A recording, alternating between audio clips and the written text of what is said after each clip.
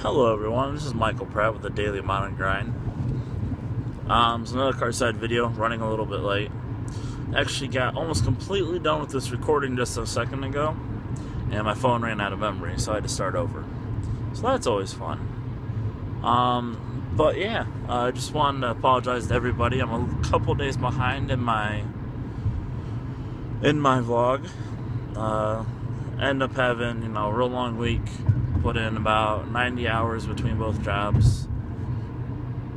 There's a bunch of details going on with the jobs that I won't talk about just yet. Part of it, one of the jobs I had to sign a confidentiality disclosure until a couple things happen, just to make sure there's no rumors going around or anything. And then there's going to be some transitions for me personally within the jobs.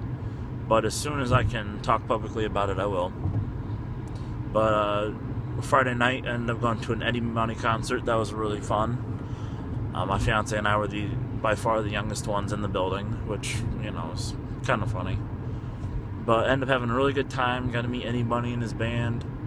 I actually took kind of a liking to my fiance, so, it's always kind of fun when your future wife's being hit on by someone famous, even if he is 65 years old and probably thinks anything under the age of 30 looks good. But, still a little chip on my shoulder from that. But what's going on with me is I've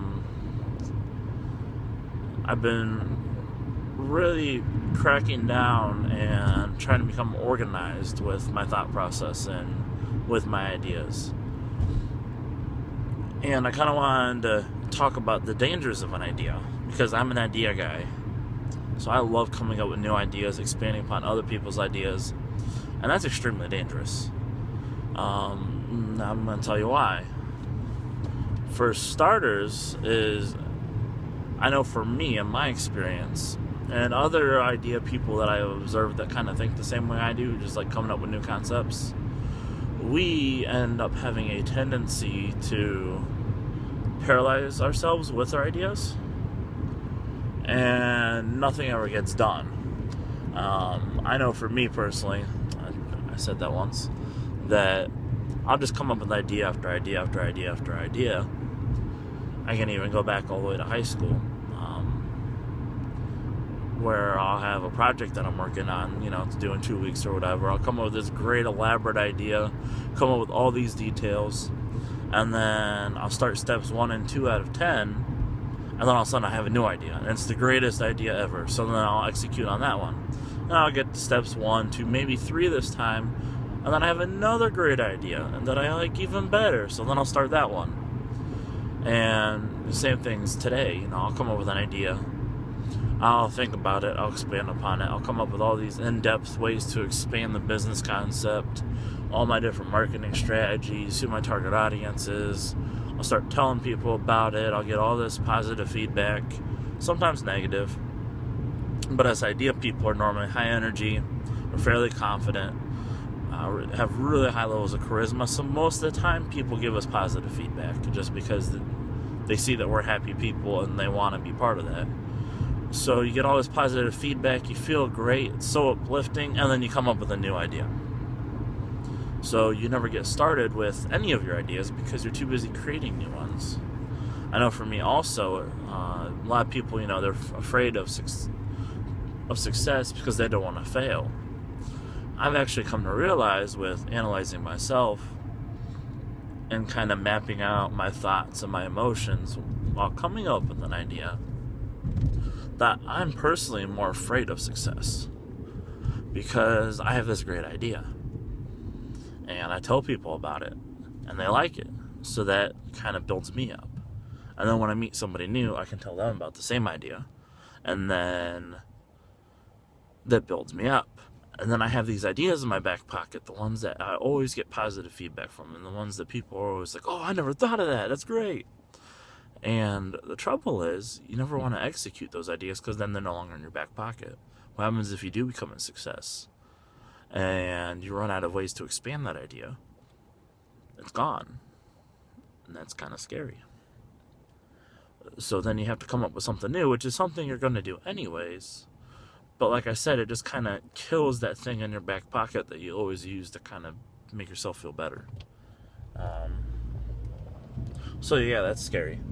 I'm actually going to be writing a book, hopefully to be released on the Kindle platform before the end of this year, right around Christmas, about the dangers of idea. And I'll go into more detail and have different ways to deal with that. But the biggest way I'm doing it lately is I had to go through my long list of entrepreneurial studies, all the different ideas I came up with over the last 2 to 3 years, and kind of pick and choose what is important to me, which one will I feel good about executing, and when I'm done with it, what I'd be most proud of. Another criteria that I wrapped around it is which one's most needed. Because like I said, I have a lot of ideas. And which one would probably have the most impact, and which one would have the least amount of impact if I didn't execute. I'm working on, we'll say, the grocery delivery business as a random example. If I started doing grocery delivery, that'd be cool and everything. But if I didn't, people would still go to Walmart to buy groceries. Nobody would have a negative effect by me not coming up with this. They just continue to do the things that they do the way they do it. With the idea that I actually settled down on, which I'm not going to talk about too much, because then it'll be me pitching my idea and then getting feedback and then getting excited about it and going into the whole trap again. I'll tell you guys more about it as things start happening. But yeah, I feel that there's not a very good version of it in the marketplace at all. It's not very user-friendly or anything. So by me not producing it, these people who would consume it don't have another option. So I think it's going to make the biggest impact as far as, the need. Then also I had to frame out, I work 16, 18, sometimes 20 hours a day, 5 to 6 days a week. So what can I do most passively to get it up and running? And then when I am down to one job, which I'm hoping is going to happen right around the beginning of the year, which is going to consume not necessarily the least amount of my time, but the least amount of my time. If I was to do a grocery delivery business, I'd physically have to go to the store, buy groceries, take them to people's houses, drop off groceries, and that would take up a lot of time. It's not something that I can just run on the background mobily. That's why I'm kind of turning more to a more online-only based business instead of a brick-and-mortar business that drives its traffic through online. That would require a lot of my time.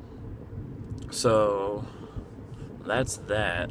One thing that's really been helping me lately is I list everything, whether it's a goal or just something I know, all right, well, before the end of the month I have to do this. As soon as I think of it, I write it down, because like I said, I'm an idea person. So my brain's always spinning, I'm always thinking, I'm always trying to think of something new, something different. Somebody else will pitch me an idea, and my brain, no matter how hard I try, is automatically figuring out how to scale their business globally and going international, and it's just a chaotic mess. So if I tell myself, oh yeah, I'll remember that, that's important, I'll never forget it, I'll forget it. And I know that about myself, and it's really only recently, probably the last couple of years, that I've really looked into this entire, what am I physically capable of doing as far as remembering things? How far can I push myself with or how much can I rely on myself more to try to get me to remember things and things of that nature. So I'm listing everything, and with everything that I list, I kind of put a time frame on it, on how long I feel that it's going to take me to complete the task. Because I'm pretty sure John Lee Dumas says something about tasks will take the amount of time that we allot for them, or expand themselves to the amount of time we allot for them.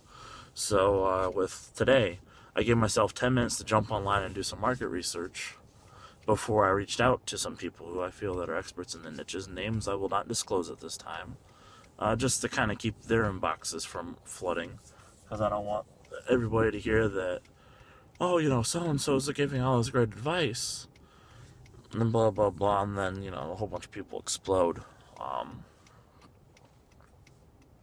But I will give them shout-outs later on when there's more to actually report. But on that note, so I gave myself specifically 10 minutes to do as much market research as I possibly could on the topics. And then from there, I gave myself X amount of time to answer emails and everything else. And it's working out really well for me. It helps keep me focused. And then another thing that I stopped doing is I stopped pitching ideas to people face to face.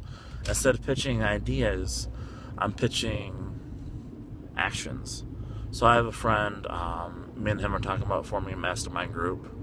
He has his own company. But instead of telling him about all these new ideas that I'm coming up with, like long term from my business idea, I tell him about my market research that I found out.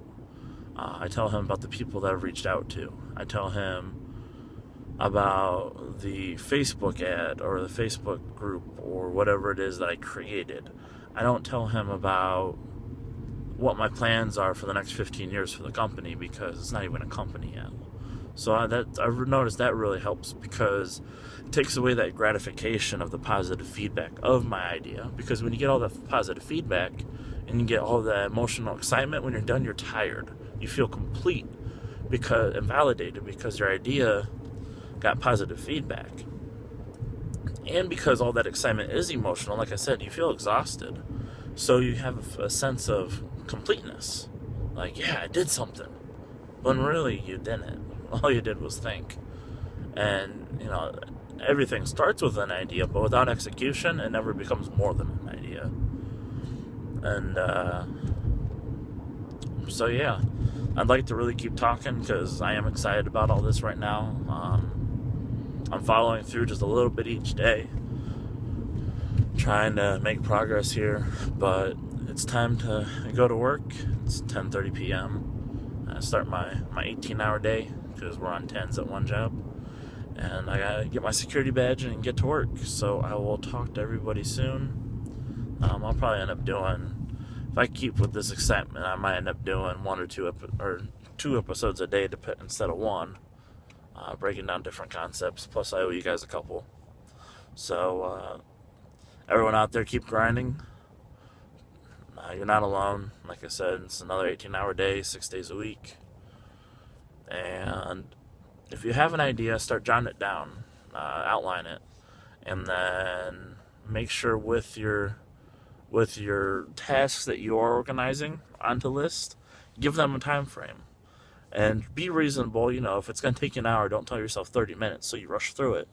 But don't just sit down with an open-ended time frame or something that can take you a very long time if you let it. But thanks for listening, and I'll talk to you guys soon.